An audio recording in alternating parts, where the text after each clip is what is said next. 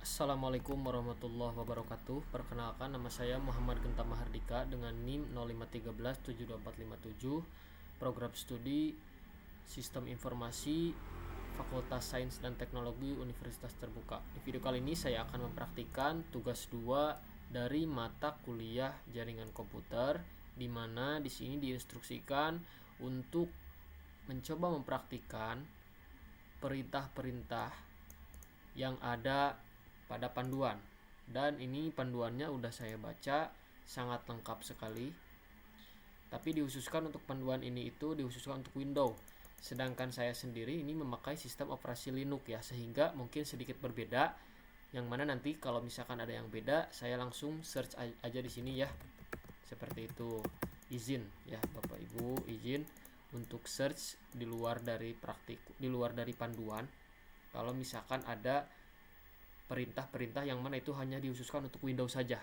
Jadi nanti saya mencoba mencari di sini.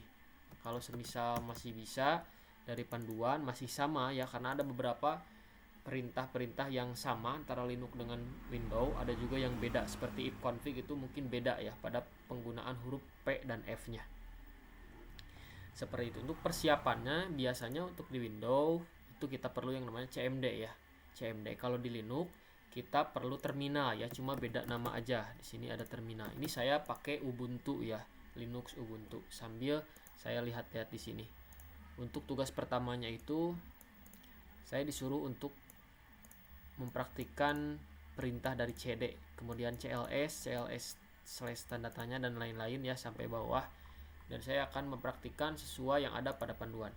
Oke, yang pertama untuk Linux itu sendiri sebenarnya kalau misalkan kita mau masuk sebagai admin itu kita pakai perintah sudo su seperti ini. Cuma di sini berhubung si laptop ini suka dipakai buat development web apps ya, web aplikasi. Kebetulan saya seorang programmer, web developer juga, sehingga tinggal ditulis aja sudo su. Tapi takutnya ini merusak sebuah sistemnya, sehingga nanti kalau misalkan perlu akses admin saya tinggal tulis aja sudo awalnya, jadi nggak perlu masuk sudo su. Ini kita exit biar masuk ke user, tapi nanti bisa kalau misalkan ada verifikasi sebagai administrator itu nanti kita memasukkan password. Oke, untuk yang pertama kita baca terlebih dahulu tahapan-tahapan praktikumnya ya, untuk menjelaskan perintah-perintah TCP/IP sekaligus mempraktikan. Yang pertama kita langsung masuk ke CD. Nah, untuk menampilkan direktori saat ini kita tulis ls terlebih dahulu. Oke, kita sedang berada di sini dan kita akan praktikan CD ya. Misal CD kita masuk ke dokumen ya. Nah, sehingga masuk ke dokumen. Nah, di dokumen kita tampilkan lagi tuh. Beda ya hasilnya, berarti itu tandanya kita telah masuk ke folder lain yaitu folder dokumen. Untuk kembali tinggal di CD spasi titik-titik slash. Tuh, ini kembali lagi ya. Oke, seperti itu, semudah itu. Kemudian untuk CLS ini singkatan dari clear screen, untuk membersihkan semua tulisan yang ada pada layar komputer. Digunakan untuk menampilkan file teks. Oke, seperti itu. Nah, untuk di Linux bukan CLS ya. Karena kalau CLS itu not found. Kita pakainya clear. Tuh, seperti itu ya. Kemudian untuk CLS slash tanda tanya juga berarti clear slash tanda tanya. Nah, ini digunakan untuk menampilkan file bantuan untuk perintah CLS, memberitahu bahwa CLS ini tuh atau clear itu untuk membersihkan sebuah layar, dan ini udah bersih ya. Usage clear. Seperti ini ya. Kemudian dir ya. Kita coba dir. Dir ini untuk menunjukkan file bantuan untuk perintah directory ya. Dir ini untuk menunjukkan file bantuan perintah directory memiliki banyak konten daripada file bantuan sebelumnya yang ditampilkan. Ini sepertinya beda nih Canon Access dir pada Linux ya. Kita coba cari dir pada Linux.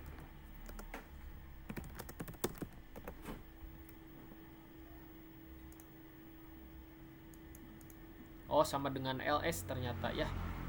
Sama dengan ls. Pada sistem Linux, perintah dir atau ls digunakan untuk menampilkan daftar isi, berkas, dan direktori dari sebuah perintah.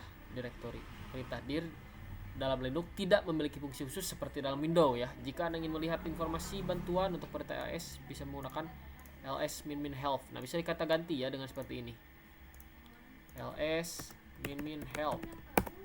Nah, tuh, ini lengkap banget ya. Jadi intinya pada dasarnya sama walaupun beda perintah. Untuk menunjukkan file bantuan untuk perintah directory memiliki banyak konten daripada file bantuan sebelumnya yang ditampilkan. Seperti ini ya.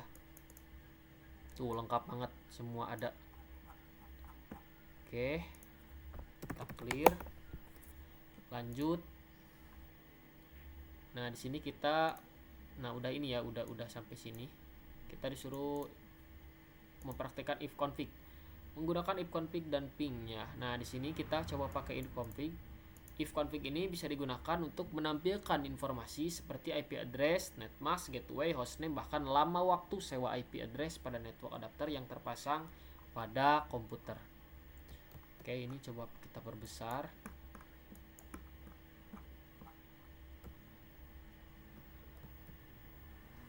Coba kita perbesar. Nah, di sini kita coba. Nah, untuk Linux bukan if config ya, tapi if config. Bedanya hanya pada huruf P dan F saja.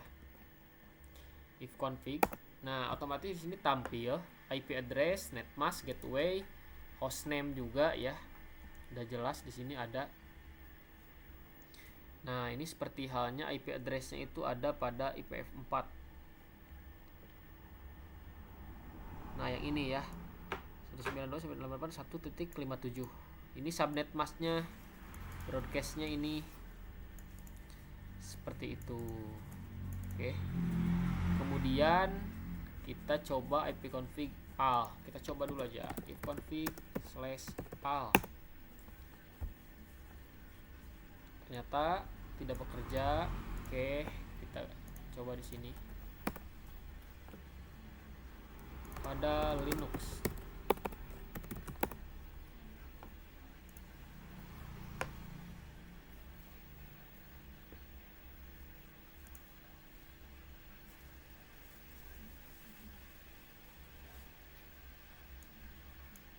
Perintah IP sering digunakan sebagai pengganti ifconfig di banyak distribusi Linux modern karena lebih fleksibel. Coba kita pakai ifconfig.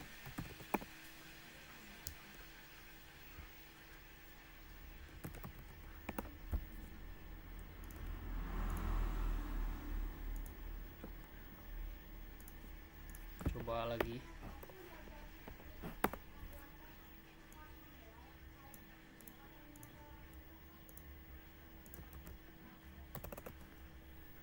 Pada Linux ya, kita coba.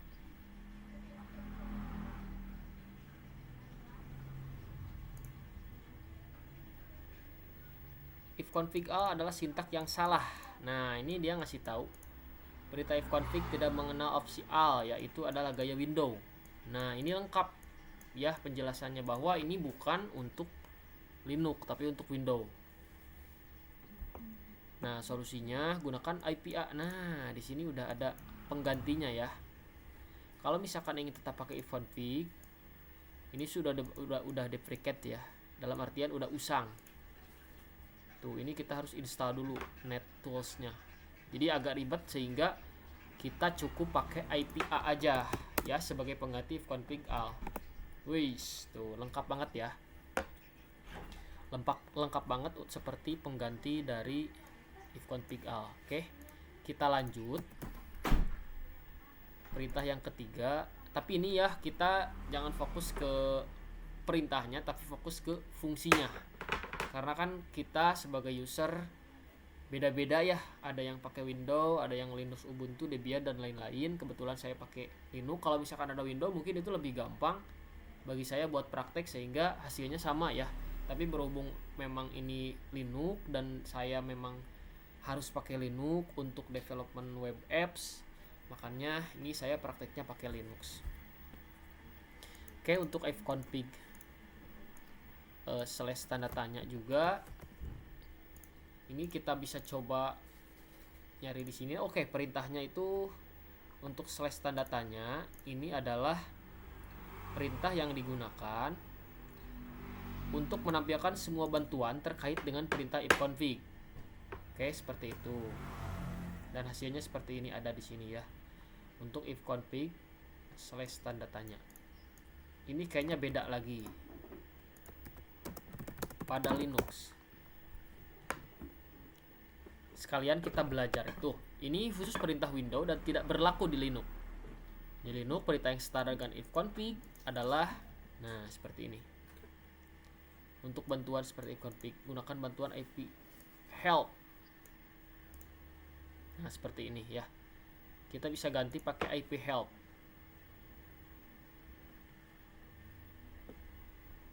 IP help, IP route, IP A. Nah, ini sebagai penggantinya ya. Ini sebagai pengganti dari IP / tanda tanya. Oke, pada dasarnya sama ya, yaitu untuk menampilkan semua bantuan terkait perintah ifconfig.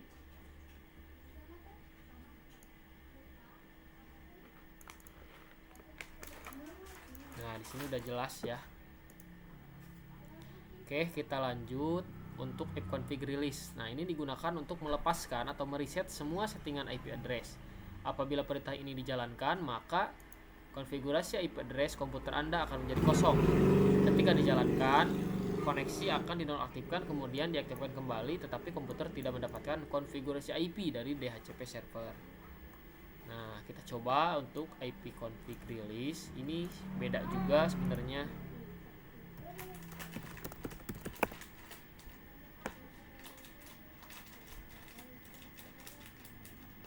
Nah, di Linux perintah setara tergantung pada tools yang kamu pakai. Jika pakai DH client umum di banyak distro, Debian, Ubuntu. Nah, untuk rilis melepas IP seperti ini.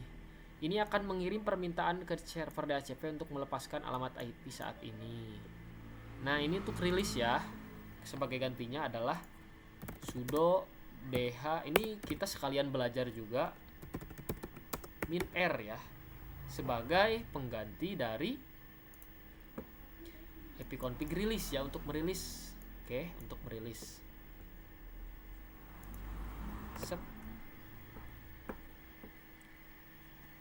Sebentar. Not found.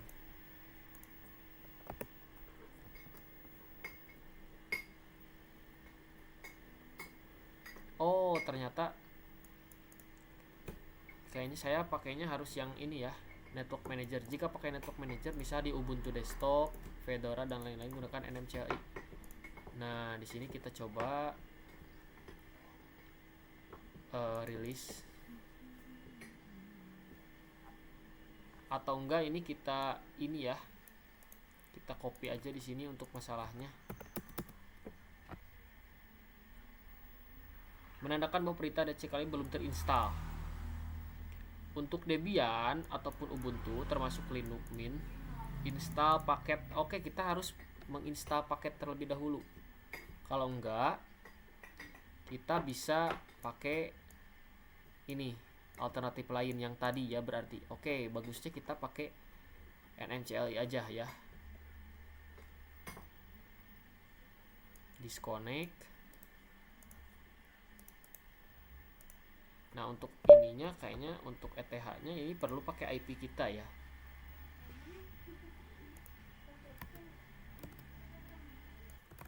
Oke, kita lanjut. Untuk IP config release sebagai penggantinya kita pakai NMCLI ya, karena kalau DH client itu kita perlu install terlebih dahulu paketnya. Kita coba pakai NMCLI ya, NMCLI device. Untuk mengetahuinya itu kita perlu statusnya dulu. Sebentar ya, ini saya rapihkan lagi. Nah, ini yang terhubung, yang sedang terkoneksi adalah Hodijah Tasik nih ya, WiFi. Nah, ini device-nya telah diketahui seperti ini. Makanya kalau diketahui tinggal kita tulis device disconnect. Kita tulis ini ya.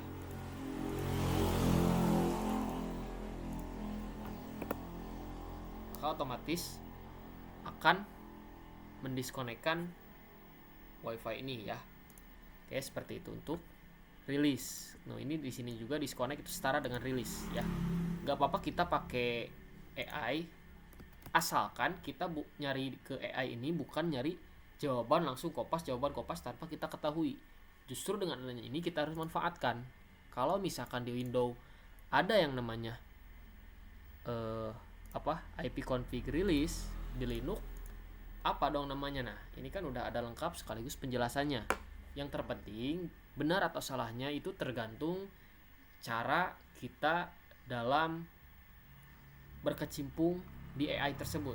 Dalam artian kalau kita baca dari atas sampai bawah penjelasannya, insya Allah kita udah benar, udah bagus memakai AI-nya. Oke, seperti itu. Oke, lanjut untuk renew ya. Renew ini IP config renew, perintah ini digunakan untuk menetapkan alamat IP baru pada semua adapter jaringan, di mana koneksi ini akan mengambil nama koneksi secara spesifik, hanya berjalan pada klien yang telah dikonfigurasi dengan DHCP. Untuk renew ini juga beda kayaknya. Renew pada Linux ya.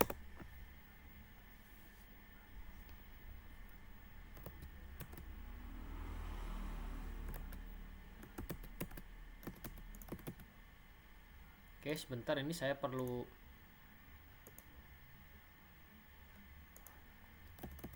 jaringannya lagi.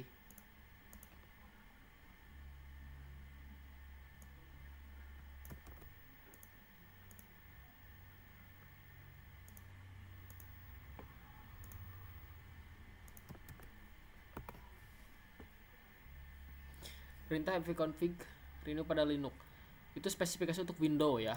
Nah, ini khusus Windows. Kalau di Linux setara untuk mendapatkan ulang alamat IP dari DHCP adalah dengan menggunakan DH client ya, yang tadi DH client. Nah, ini saya pakainya NMCLI aja, network manager. Nah, di sini kita tulis sudo. Nah, sudo ini menandakan bahwa kita itu perlu hak akses administrator. Reapply. Nah, tinggal kita tulis yang tadi ya, yang ini.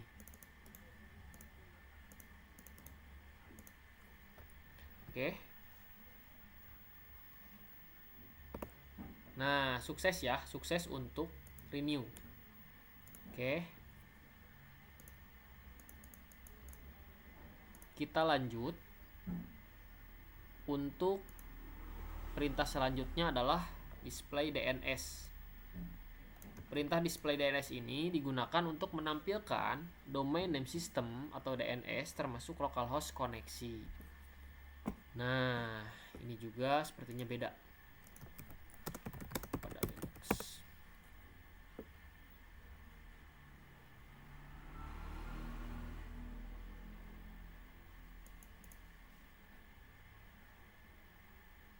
Tuh, ini banyak banget karena distronya juga banyak ya. Nah, ini kita pakai sudo systemd resolve statistik not found.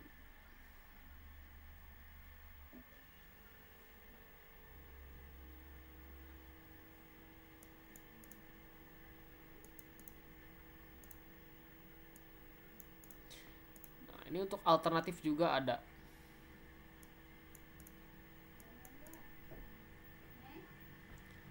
Nah, di sini kita bisa pakai ini ya, DNS secara langsung. Oke, untuk perintah ipconfig/display DNS, yang mana ini untuk menampilkan DNS ya, termasuk localhost koneksi. Pada Linux itu kita perlu menginstal dulu ya sebuah NSCD. Wajib ya. Untuk NSCD, kita pasang dulu NSCD-nya biar jalan ya. Sudo apt install NSCD. Kalau misalkan udah beres, tinggal kita pakai perintah sudo nscd -g ya. Kita tunggu dulu. Nah, dengan dua perintah di atas kita bisa menampilkan DNS cache di Linux seperti ipconfig di Windows.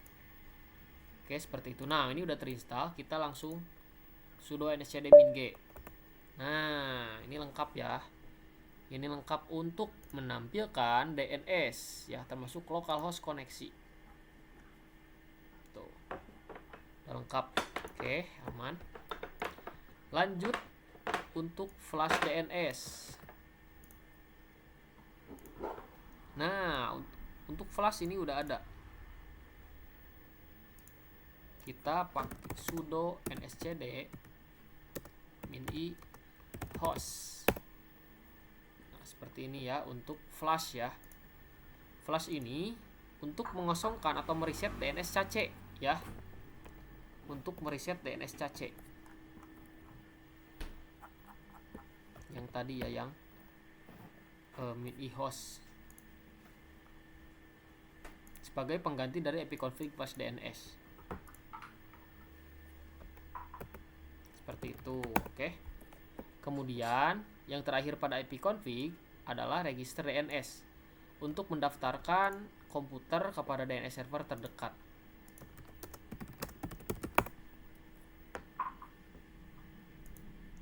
Perintah ipconfig DNS ini digunakan untuk mendaftarkan ulang hostname dan IP komputer ke server DNS. Nah, di Linux tidak ada perintah langsung. Oke. Untuk solusi praktis pakai DH client. Kalau buatkan versi NMCLI.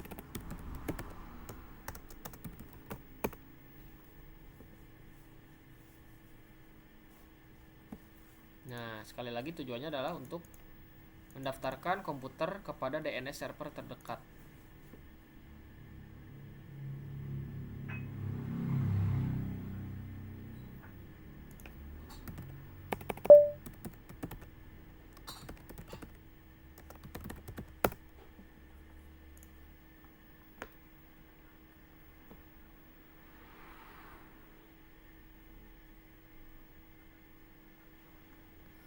Tapi sepertinya kita perlu ini ya, DHC client sih menurut saya. Oke, kita fokus lagi. Untuk pengganti register DNS itu kita perlu install dulu DH client ya. Kita install dulu DH client, sudo apt install isc dhcp client sampai selesai.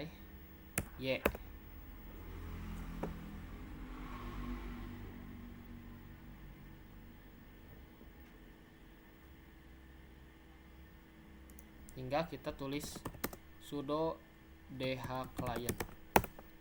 Nah, error ternyata, address already assigned. Sudo dh client. Bentar, takut salah ya, kita pastikan lagi. Nah, ini kayaknya udah ya, udah di assign. Tapi kita coba untuk artikan ya.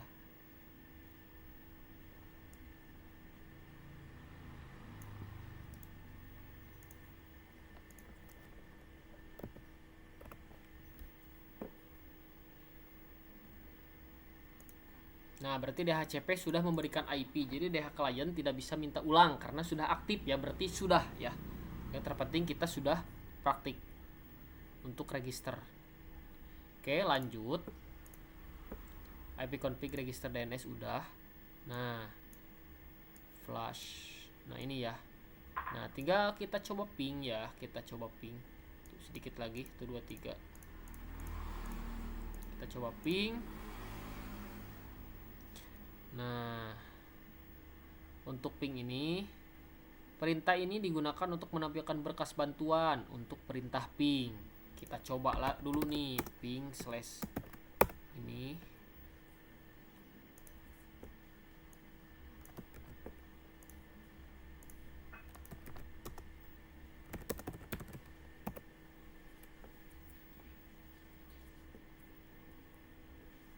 Nah, ini sebagai penggantinya, ping H ya. Tuh, udah muncul ya. Yang mana ini tuh memunculkan berkas bantuan untuk perintah ping ya. Ini lengkap. Oke. Kemudian yang kedua, masih di ping ya. Ping komputer localhost dan komputer lainnya pada jaringan. Nah, ini seperti ini udah ada panduannya. Dua perintah pertama pada dasarnya sama.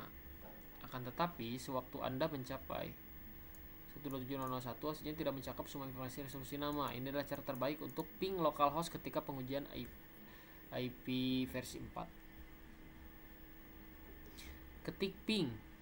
Misal ping berapa? Perintah ini digunakan untuk menguji host lain dalam satu jaringan apakah dalam keadaan hidup. Untuk melakukan perintah ini, kita dapat mengetikkan perintah ping ditambahkan dengan hostname-nya atau dengan mengetikkan perintah ping ditambahkan dengan IP address yang akan dituju. Sebagai contoh, kita akan menguji mengeping pada alamat ini. Nah, saya akan ping pada alamat WiFi saya ya, WiFi yang terhubung. Kita cek dulu IP-nya. 1.57. Oke. Ping 92. Bentar.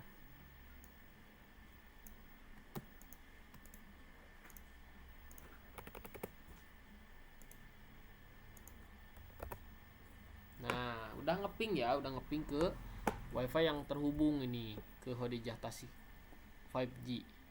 Oke. Kemudian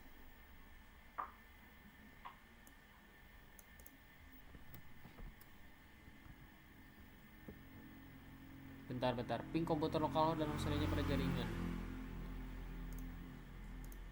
Nah, ini yang pada dasarnya sama, itu yang localhost sama loopback ya. Seperti ini.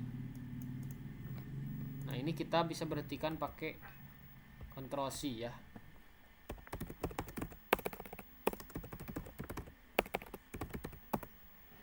Nah, tadi kelewat, harusnya yang A dulu. Ini kita ping localhost udah tuh. Ya, ping localhost udah. Kemudian loopback.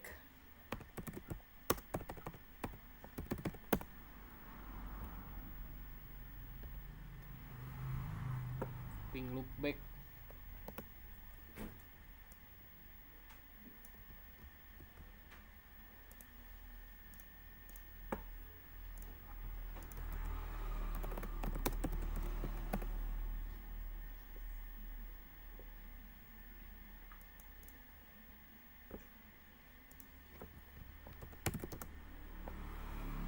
Oke, katanya tuh ping loopback tidak akan berhasil karena loopback bukan nama host yang valid secara default. Seperti itu ya untuk penjelasannya. Kita langsung aja ke ping 127.0.1. Nah, ini udah bisa ngeping tuh. Oke, yang tadi udah ya, yang D ya. Saya ngeping ke sini ke alamat IP WiFi. Oke, aman. Kemudian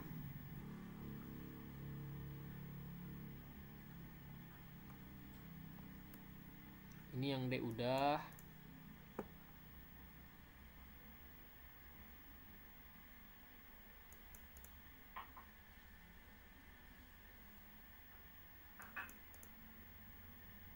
Ke google.com juga bisa ya.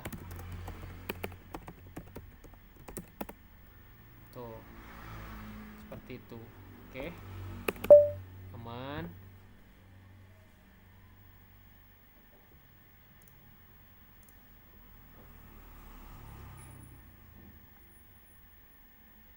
Sebelum netstate ini masih ada tahapan ping ya. Perintah ping sebuah komputer dengan mengirimkan paket yang berukuran besar, misal ping -1 1500 terus IP address. Di mana IP address yang akan dituju adalah nih. Hasil dari perintah ping dengan ditambahkan ukuran paket maka akan menampilkan gambar yang sama dengan ping pada umumnya. Namun, ukuran paket yang diterima maupun dikirim sudah ditentukan ukurannya terlebih dahulu. Perintah ini digunakan untuk mensimulasikan lalu lintas jaringan yang digunakan. Kita coba ya. Ping -1 1500. IP address-nya tadi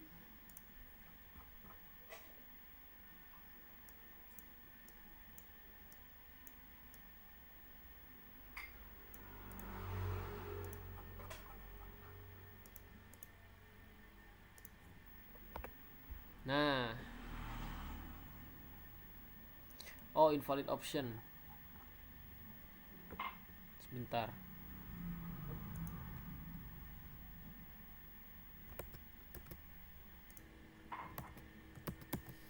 Oke, ternyata untuk pengganti dari ping -1 1500 IP address adalah pakai -s ya untuk di Linux. Dapat informasi seperti itu.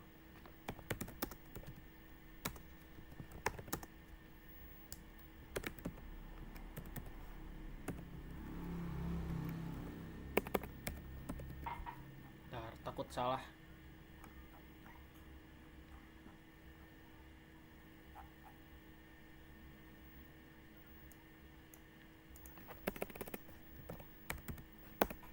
Nah, sekarang udah berhasil untuk perintah ping ini ya. Beda dikit -s ya. Hasil dari perintah ping dengan ditambahkan ukuran paket. Nah, jadi si 1500 adalah ukuran paket.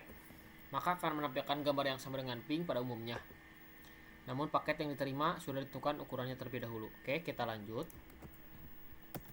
Ping dengan jumlah balasan tertentu. Contoh yang perintah yang digunakan adalah ping -n 10 terus IP address. Kita coba ping.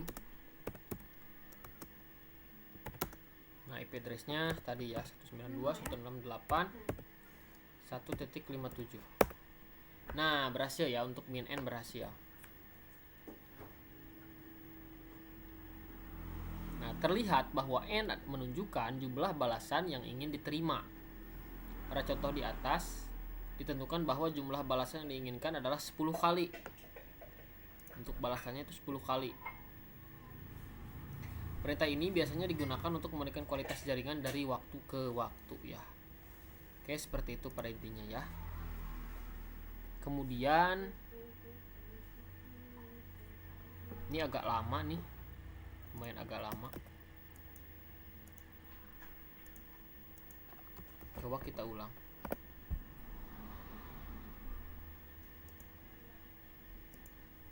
Oke, yang terpenting kita udah praktik. Nah, ini ping terus menerus nih. Dalam proses ping, agar kita dapat memantau terus konektivitas yang kita gunakan dengan menggunakan perintah kode T ya, min T untuk membuat ping tidak terbatas dan akan berulang melakukan proses terus menerus tanpa henti. Maka kita coba ping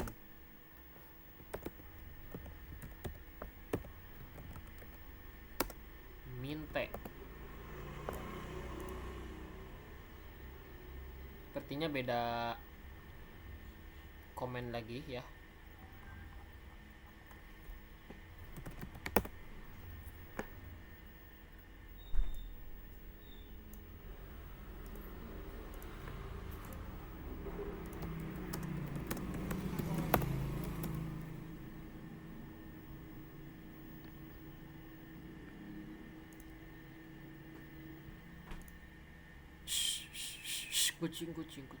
Kucing. Oke, untuk di Linux. Oke, kita cukup ping langsung ya.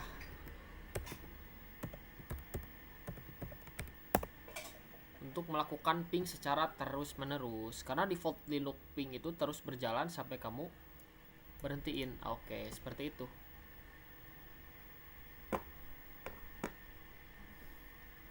Nah, berarti yang tadi kalau misalkan mau 10 kali itu kita tulisnya seperti ini.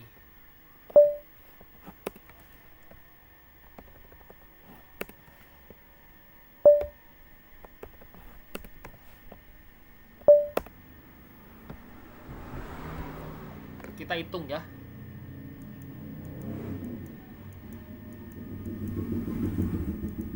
Nah, 10 kali berarti ini adalah pengganti yang tadi ya, yang -n. Yang -n ini sebenarnya kita harusnya pakai -c ya untuk ping dengan mau berapa kali seperti itu. Oke, kita lanjut untuk netstate. Nah, untuk netstate ini digunakan untuk menampilkan informasi titik koneksi jaringan dari dan ke komputer yang sedang dipakai. Oke, seperti itu. Netstate ya, untuk netstate. Nah, ini netstate ada banyak. Coba kita perbesar dulu. Kita coba netstate. Nah, ini netstate sama ya. Untuk netstat sama kayak window nih.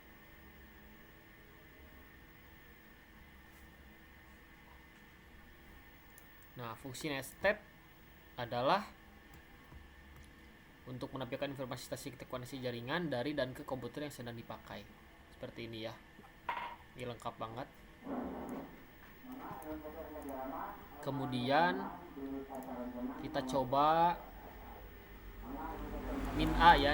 Min A menampilkan semua koneksi baik yang listening maupun yang tidak. Kita coba. Nah, udah berhasil ya untuk menampilkan semua koneksi baik yang listening maupun yang tidak. Oke, kita azan dulu. Lanjut untuk perintah netstat E ya. Netstat min E menampilkan statistik paket yang dikirim dan yang diterima. Nah, udah lengkap di sini ya, yang dikirim dan yang diterima. Kemudian netstat min N. Nah, untuk netstat min N ini untuk menampilkan alamat dan port dalam bentuk numerik ya.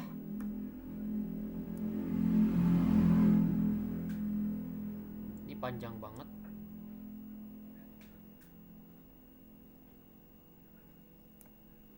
Dalam bentuk numerik. Kemudian netstat min O menampilkan PIN proses ID untuk setiap koneksi.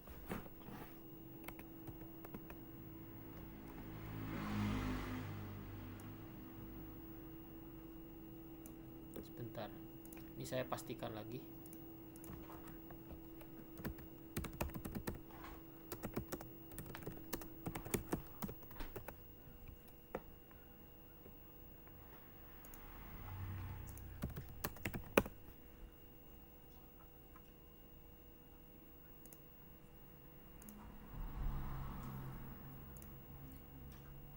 Oh, ternyata pakai SS ya. Ternyata untuk netstat ini pakai SS, teman-teman.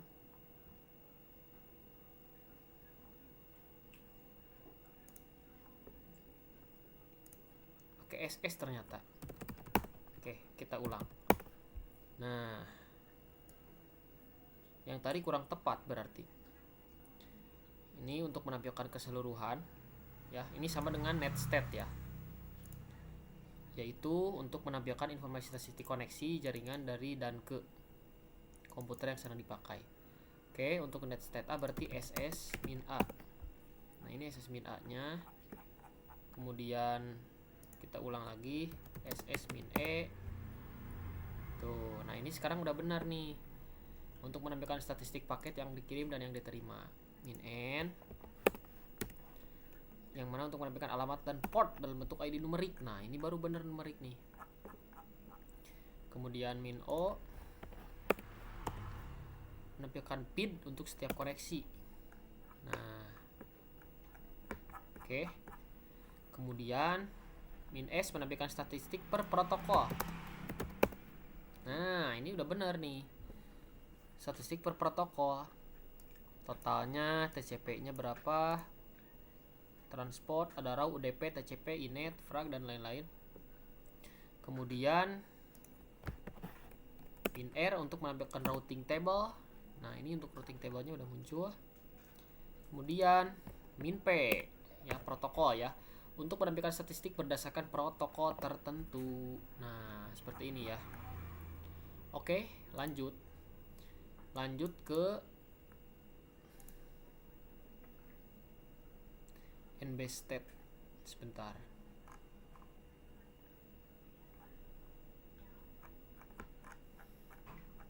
Kita lanjut dulu ke nbstat ya.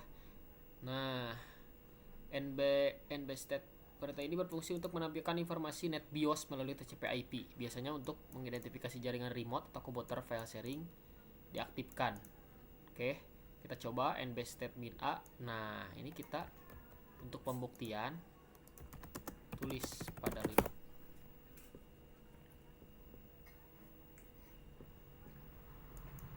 Tuh, tidak ada ya.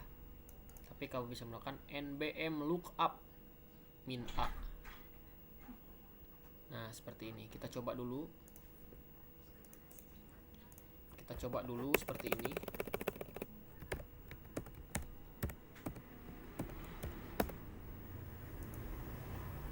Kalau misalkan belum ada berarti kita harus install dulu ya.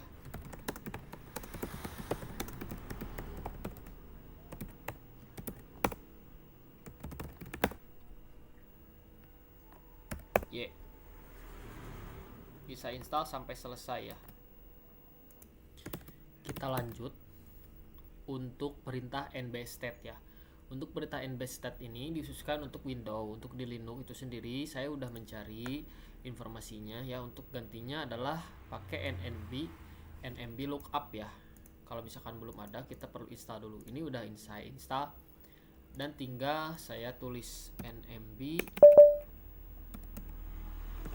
lookup. Terus kita masukkan hostname. Hostname itu di sini ya. Nah, ini ThinkPad 14. Nah, otomatis ya udah ada ThinkPad 14 seperti ini. Kemudian yang kedua, nah ini sebentar saya baca dulu. Sebagai contoh, jalankan nbstat desktop lab. Hasil yang sama juga dapat dicapai dengan eksekusi nbstat min n. Nah, seperti ini ya. Ini udah muncul di sini.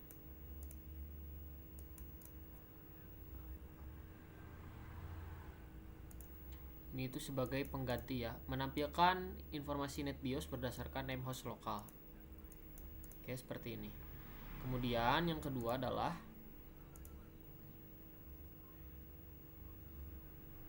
remote name. Sebentar.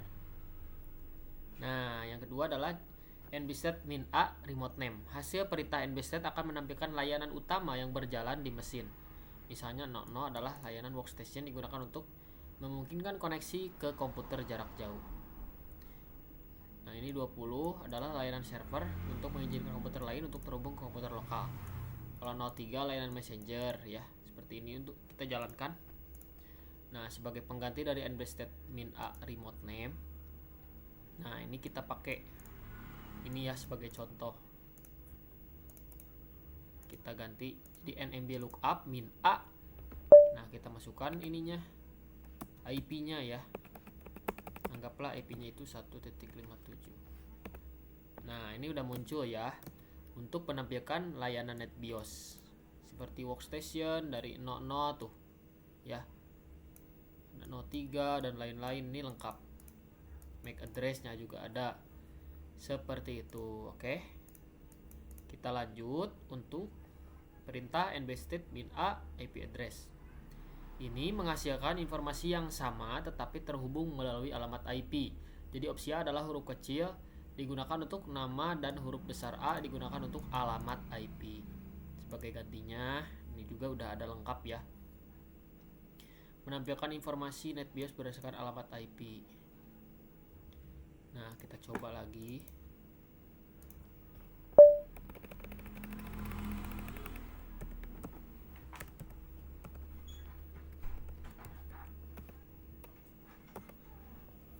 Nah, ini ya. Seperti ini. Ini sebenarnya sama sih dengan yang ini. Cuma bedanya itu di akhiran ya, ada IP address, ada remote name ya. Seperti itu. Coba kita pakai google.com apakah bisa atau tidak. Tuh, bisa ternyata. Bisa ya. Seperti itu. Kalau semisal saya coba sesuaikan dengan ini juga bisa ya. Sesuai dengan ini juga bisa. Nah, ini anggaplah ini nih.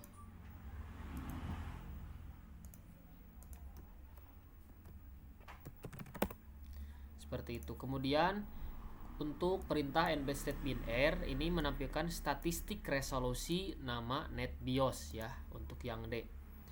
Nah, menampilkan resolusi nama NetBIOS. Nah, pada Linux sendiri tidak ada alternatif persis, tetapi bisa cek cache samba dengan sudo ini debug to. Ini hanya untuk troubleshoot ya katanya. Sebagai gantinya sih sebenarnya. Ternyata salah ya. Nah, oh ini nih. Sebentar. Biar lebih jelas sekaligus penjelasan, kita tulis seperti ini.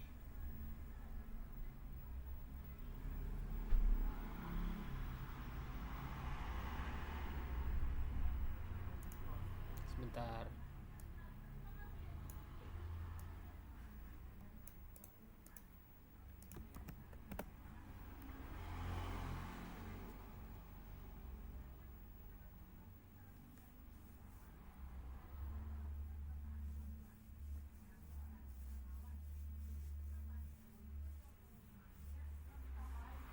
Oh, kita disuruh untuk start dengan debug.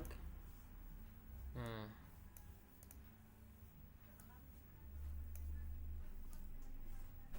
pakai perintah ini ya, sudo nmbd min d 2 min f.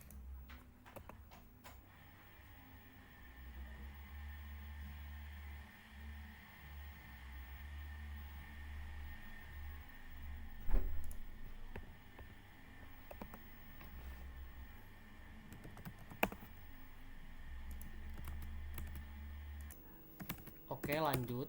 Untuk mengganti nbstat min r kecil ya, untuk menampilkan statistik resolusi nama BIOS, nama net BIOS, itu kita bisa ganti pakai nmb lookup ya, untuk menampilkan statistik resolusi net nama BIOS. Nah, oke, seperti ini ya. Kita coba sudo nmb lookup min s pakai bintang ya. Nah, ini hasilnya. Kemudian untuk pengganti nbstat min r besar, yaitu membersihkan konten tabel cacian BIOS, itu kita bisa pakai sudo systemctl restart nmbd ya. Nah, ini nggak terjadi apa-apa, padahal ini udah jalan ya. Kalau misalkan error, itu pasti akan ada muncul errornya ya. Dengan seperti ini itu menandakan bahwa sudah jalan dan sudah terrestart ya. Seperti itu. Kita lanjut. Untuk pengganti perintah nbstat rr, yang mana ini merilis dan menyegarkan nama net BIOS. Dua perintah sebelumnya digunakan bersama dengan lfmos dan wins masing-masing, dan keduanya tidak umum digunakan di jaringan saat ini. Untuk pengganti min rr ya nbstat min rr, yang mana ini meregistrasi nama net BIOS, itu kita bisa pakai sudo smb control nmb reloading config ya.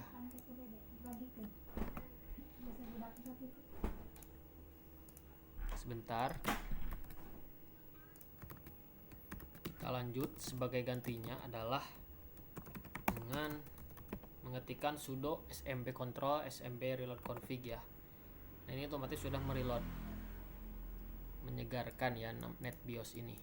Kemudian untuk pengganti nbstat min s, yang mana ini menampilkan sesi net BIOS dan upaya untuk mengubah alamat IP jarak jauh menjadi nama. Kita mungkin harus membuat koneksi jaringan atau dua sebelum berita ini menampilkan hasil apapun.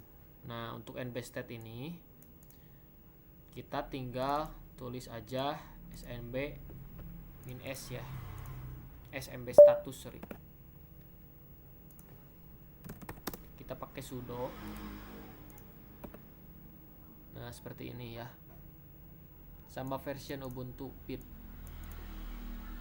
no locked files. Oke, seperti itu. Kemudian, nah, terakhir pada netstat ya, sebelum kita ke tracer. Untuk perintah netstat min s besar ini menampilkan sesi yang sama dengan parameter min s kecil.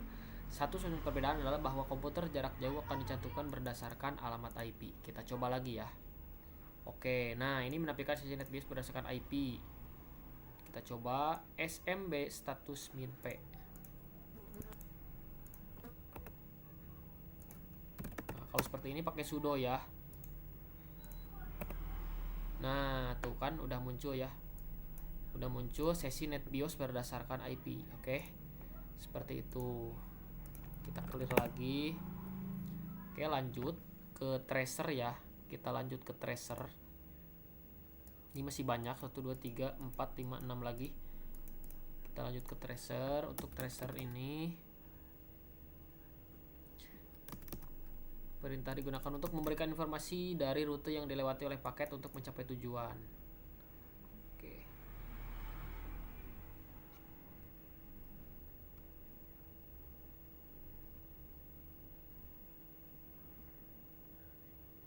Nah, ini ngetracernya itu ke microsoft.com ya. Sebentar, saya perjelas. Kita coba tracer. Oh, enggak. Ini dulu nih.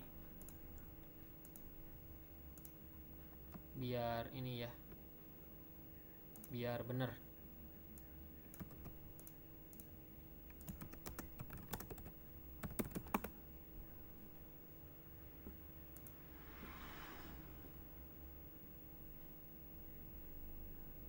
Traceroute tuh beda ya.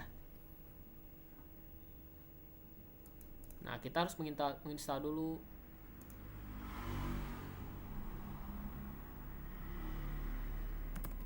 Kita harus install dulu. Nah, bedanya seperti ini. Kalau Linux kita harus install lagi ya, install lagi paket-paketnya. Tuh, seperti ini. Jadi kita perlu searching dulu. Takutnya nanti salah ya. Tapi nggak apa-apa, ini kan sebagai panduan juga Windows, sehingga saya tahu nih. Sehingga saya tahu ada tracer, ada ping dan lain-lain, ada netstate, yang mana pada Linux itu gantinya adalah apa, seperti itu. Nah, ini udah. Kita coba langsung ke Microsoft samakan ya.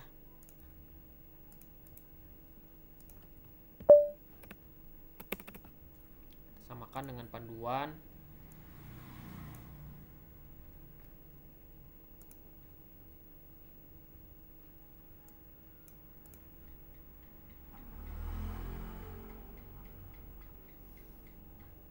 www.microsoft.com.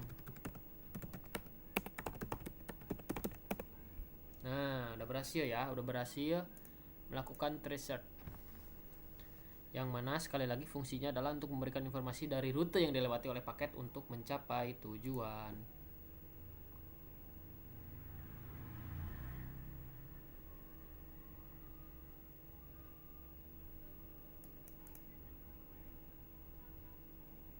Kemudian pet ping nih, ada pet ping nih.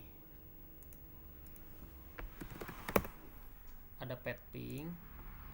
Nah, untuk pet ping digunakan untuk mengukur network latency dan network loss. Pet ping mempunyai sistem kerja yang mirip dengan gabungan antara ping dan tracer. Berikut ini adalah parameter yang dapat digunakan pada command pet ping. Ada min n, min h dan lain-lain.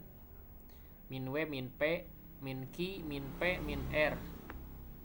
Oke, seperti itu untuk pet ping. Nah, kita coba satu-satu ya. Nah, pet ping pada Linux ya.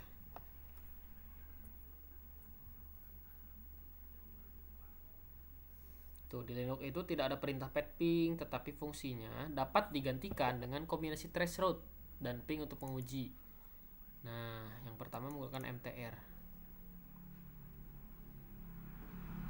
MTR yang tadi.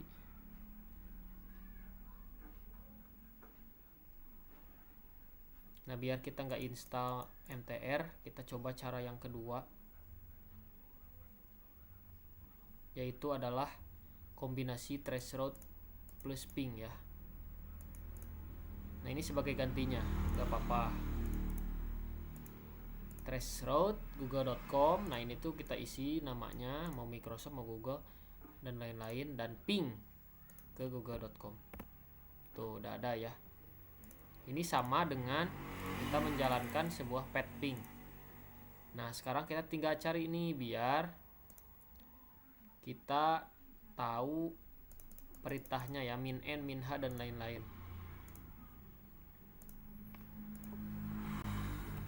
Pet ping min n,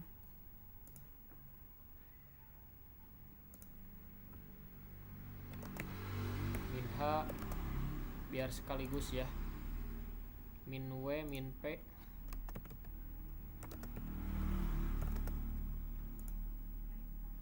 min q, min p besar,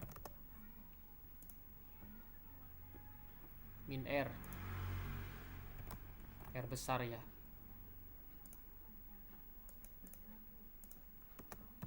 Pada Linux.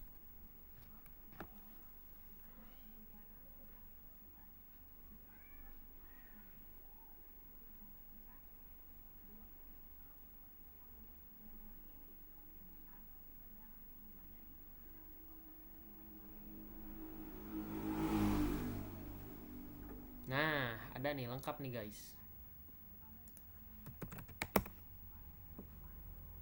Yang pertama kita coba min n ya, kita coba min n. Nanti kita tulis di sini threshold min n.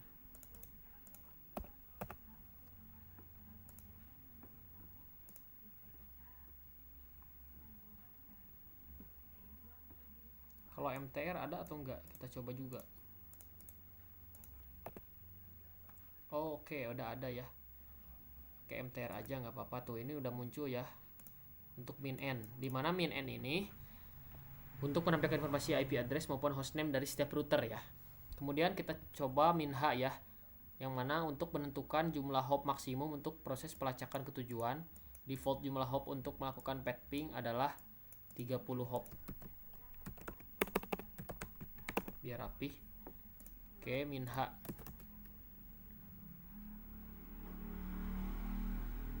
Kita coba mtr min h, apakah ada? Nah, sebentar.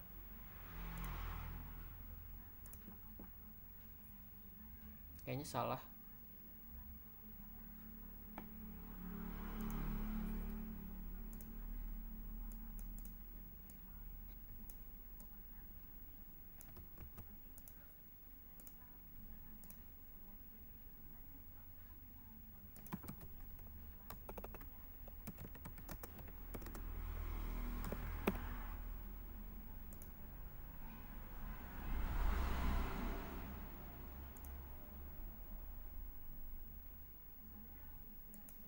Nah, ternyata kita dapat info bahwa opsi yang setara bukan min h tapi min m ya. Min m ya, bukan min h. Jadi pada Linux itu min m sebagai penggantinya. Hop. Oke, sorry tuh. Saya kurang baca nih. Fungsinya adalah untuk membatasi jumlah hop maksimum. Kita pakai min m.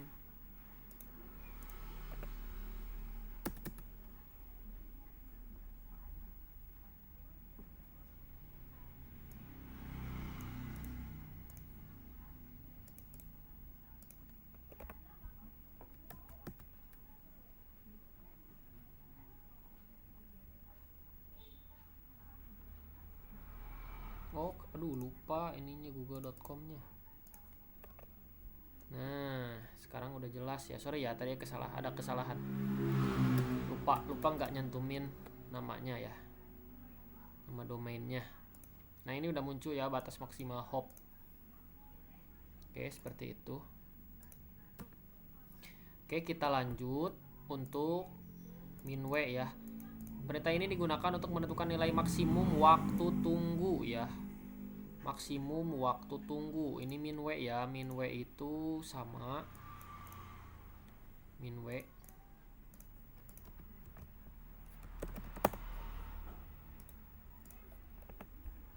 Nah, udah ada muncul ya di sini, udah jelas. Kemudian min p. Nah, sepertinya diganti ini min p.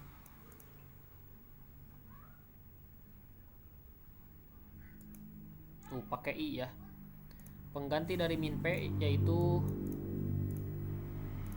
digunakan untuk menentukan waktu maksimum untuk menunggu sebelum proses ping dilakukan kembali. Defaultnya dalam waktu maksimum untuk menunggu adalah 250. Min p ini, ping interval ini diganti jadi mtri ya.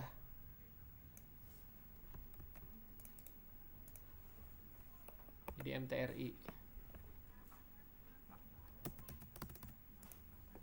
Secondnya lupa.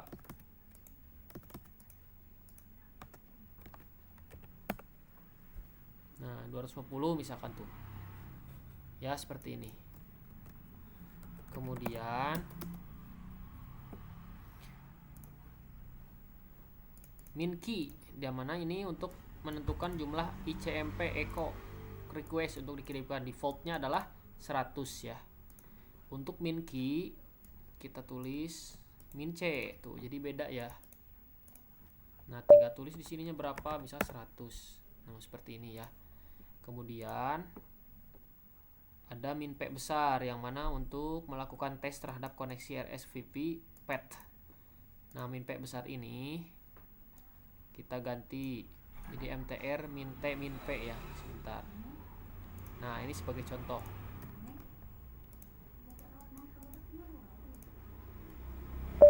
mtr min t min p 80 untuk portnya, ininya google.com.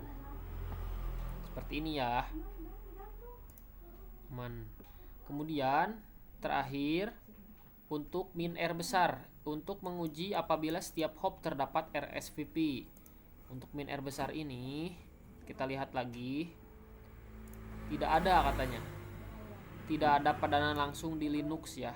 Oke, tapi yang terpenting ini perintah ini untuk menguji apabila setiap hop terdapat RSVP. Oke, seperti itu untuk petping min R besar.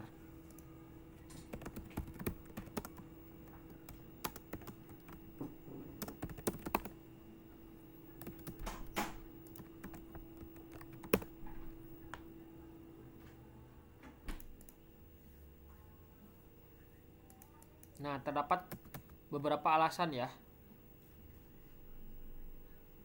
Jadi sebenarnya nggak ada perintah yang benar-benar setara, tapi ada alternatif lain sebagai pendekatan, yaitu dengan menggunakan tracer route dengan opsi UDMP, TCP, ICMP tanpa DNS lookup plus ping min R. Ya, seperti ini. Kita coba. Kemudian ping misal google.com. Ini sebagai pendekatannya ya, yang hampir sama dengan min R besar ini untuk menguji apabila setiap hop terdapat RSVP. Oke, seperti itu. Kemudian NS lookup nih. NS lookup adalah tool yang digunakan untuk menampilkan informasi tentang nama DNS dan alamat IP yang sesuai dan dapat digunakan untuk mendiagnosis server DNS. Ya, untuk NS lookup ini.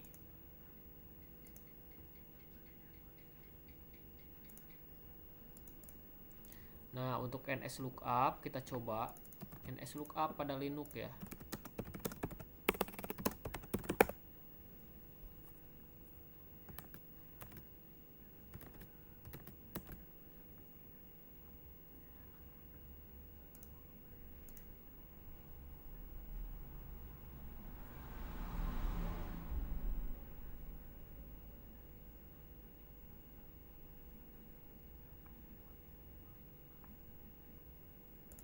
Coba kita NS lookup Google, apakah ada? Nah, ada ya ternyata. Berarti untuk NS lookup ini sama ya, langsung muncul di sini nih, server address-nya ya, canonical name-nya ada. Ini berarti benar. Oke. Nah, sekarang kita lanjut ke NetSH.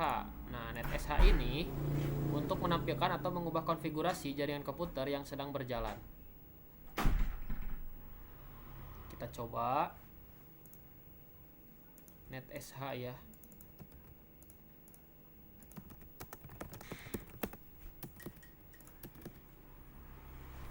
Kita coba pakai yang ini dulu, apakah bisa atau enggak.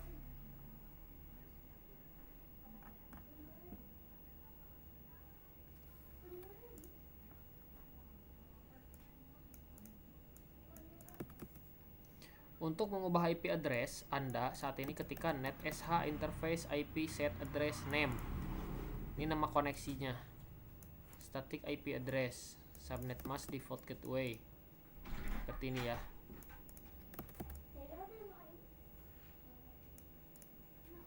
Nah, sekarang saya mau coba untuk mengubah IP address Anda saat ini, ketikkan.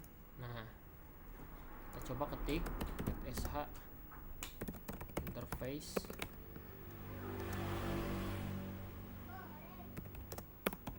IP set address name.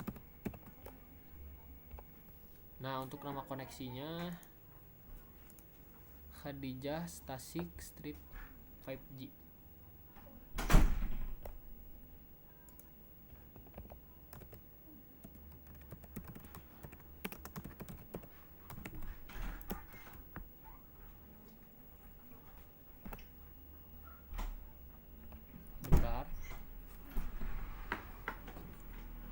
Static kemudian sini kita tulis. Oke, kita lanjut untuk yang A ya, pada NetSH. Untuk mengubah IP address Anda saat ini, nah ini khusus untuk Windows. Nah sebelumnya karena saya pakai Linux, jadi saya sedikit research dulu pada sumber lain ya, yang mana itu kita bisa edit pada teks ini editor ya, nano, dengan mengetikkan sudo nano /etc. Nah ini sebuah direktorinya ya, netplan nano installer config.exe itu ya aml. Nah ini kita masuk ke GNU nano. Nah setelah ini kita masukkan konfigurasi default DHCP nya ya, kita paste di sini, dimana network version 2 render network manager ethernet. Nah ini WLP 3S0 DHCP 4. Kalau udah tinggal kita Ctrl X, modifikasi Y, kita enter. Nah kalau udah seperti ini, kita coba untuk mengubah IP address statis ya. Jadi untuk contohnya itu set IP ke 192.168.1.100 prefix 24, gateway-nya 1.1 ya. Kita modifikasi seperti ini. .yml berarti yang tadi ya. Version 2 oke, aman. DHCP-nya no.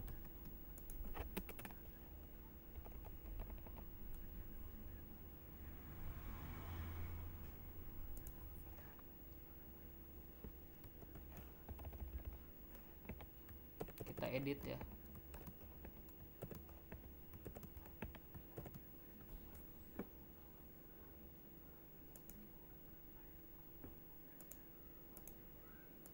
Nah udah kita edit, kita exit Y, save. Nah udah di save, udah diubah. Nah sekarang kita lanjut ke yang kedua untuk menambah IP address ya, NetSH interface IP address, name local, local area connection dan lain-lain. Nah 192.1.102.255 ini untuk subnet masknya, nih 11 untuk gateway. Nah yang kedua kita coba tambahkan IP 1.101 ya, ubah baris address menjadi ini. Oke, kita ke nano lagi, kita ubah pada address yang ini ya, 1.2. Nah ini berarti addresses, bukan name server ya. Kita ubah yang addresses.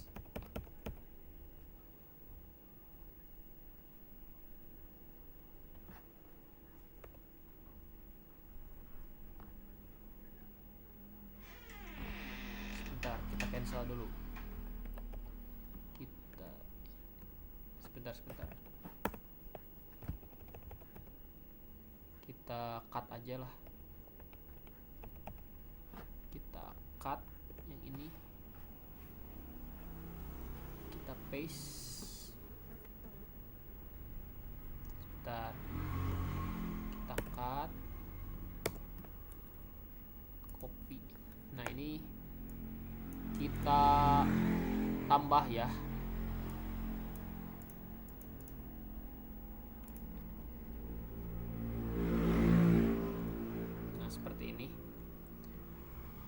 Cek lagi, jangan sampai salah. Oke udah, Ctrl X Y. Oke, nah ini udah diedit. Kemudian untuk yang ketiga adalah untuk menghapus secondary IP address. Nah NetSH interface IP delete address sama name sama dengan local area net connection 192.1.102.255.255.255.0. Nah khusus untuk menghapus IP address, kita ini ya, kita hapus IP address, IP kedua dari konfigurasi.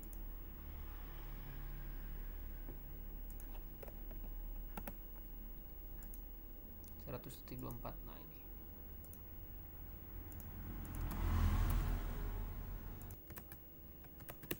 Oke guys, mohon maaf untuk tadi bagian B ya, menambah second IP address. Tadi pas di paste itu belum menambah 2 IP ya, IP pertama dan IP kedua. Sekarang udah ada 100 sama 101. Kita coba coba yang B dulu, yang tadi kita ulang, kita save, kemudian kita hapus. Nah, kita hapus berarti kita balik lagi nih. Nah, kita hapus yang secondary itu yang 101 ya, berarti nanti hanya tersisa yang 1.100. Oke. Nah, ini kita hapus.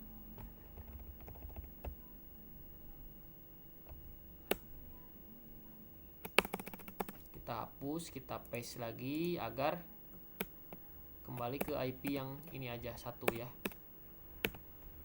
Seperti itu. Kita Ctrl X, Y, save.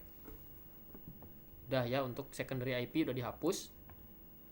Kemudian yang D, untuk mengubah IP address utama dari static menjadi DHCP, kita tulis netsh interface IP set address name local area source DHCP.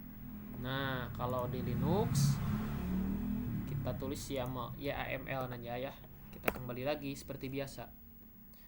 Nah, kita copy biar cepat.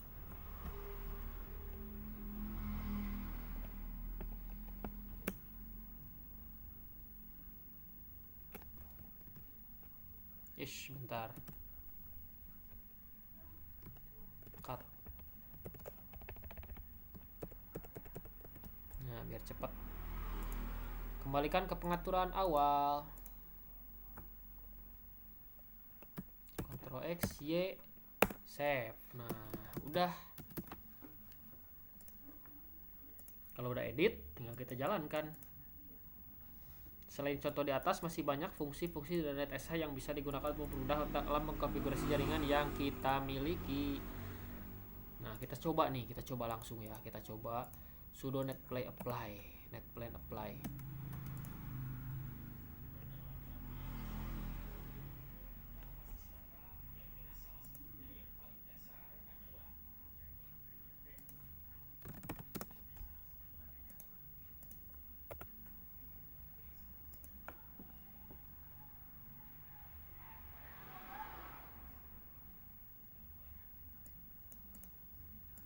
Oh, ini kena batasan ya.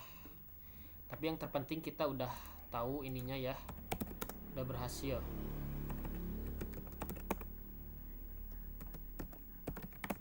Seperti itu ya. Oke, kita lanjut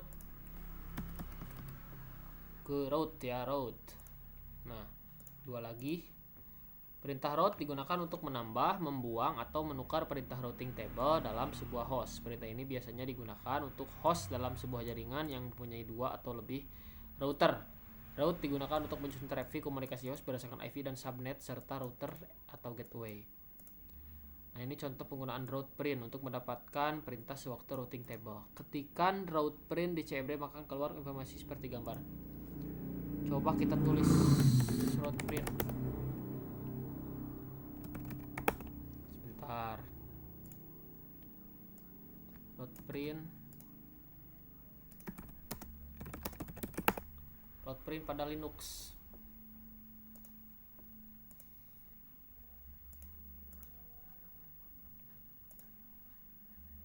Nah, tuh beda lagi guys. IP root show. Root print itu IP root show. Nah, udah ada ya. Ini sebagai pengganti dari route print. Kemudian ada yang namanya route add.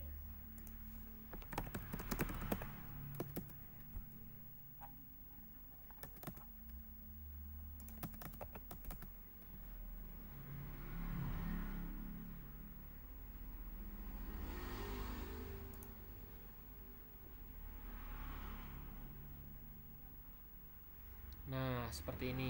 Tuh, beda lagi ya. Perintah di Linux ini sudo IP route add, terus masukkan network, mask, gateway, interface. Nah, ini sebagai contohnya.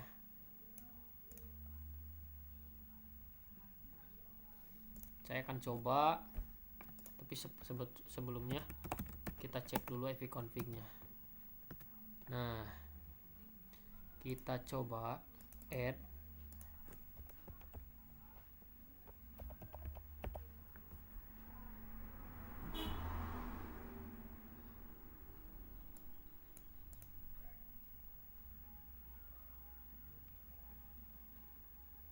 network.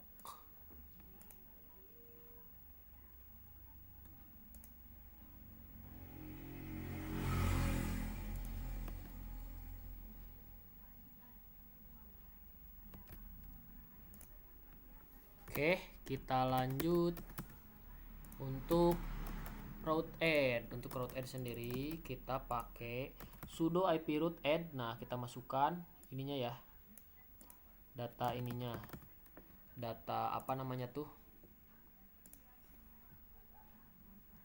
network ya, data networknya. Kemudian ini dimasukkan juga WLP nya seperti ini. Nah, udah ya.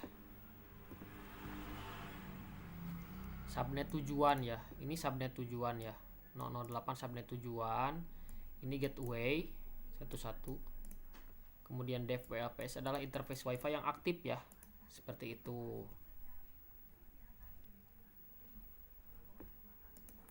IP root show. Nah, root show nya ini udah ada. Oke, seperti itu. Kemudian kita coba untuk route delete, menghapus perintah routing ya. Ketika route delete, maka akan route akan dihapus. Untuk bisa mengatasinya, kita bisa melakukan dengan mengetik perintah route print.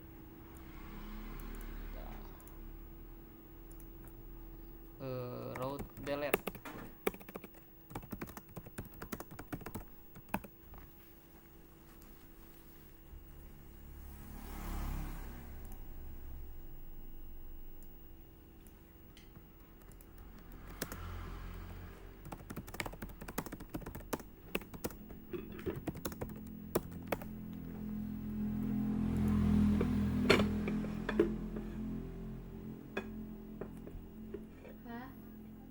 Ini perlu di show dulu.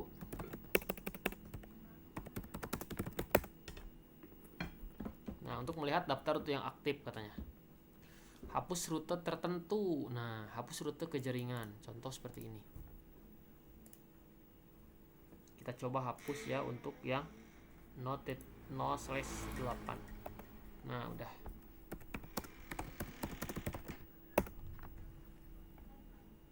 Sip.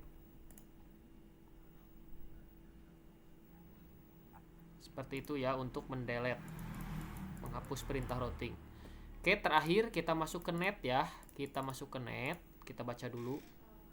Untuk tahapan terakhir, ketika mengetikkan perintah net, Anda akan melihat opsi seperti tampilan pengguna, sesi, mulai, dan berhenti.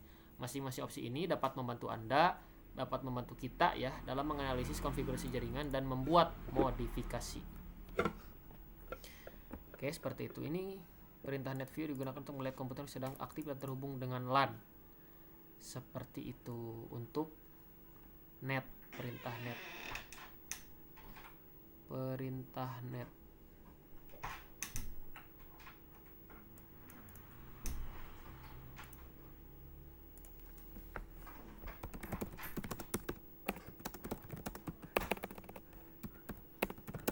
Kita cari dulu perintah net khusus untuk Linux, takutnya beda lagi ya.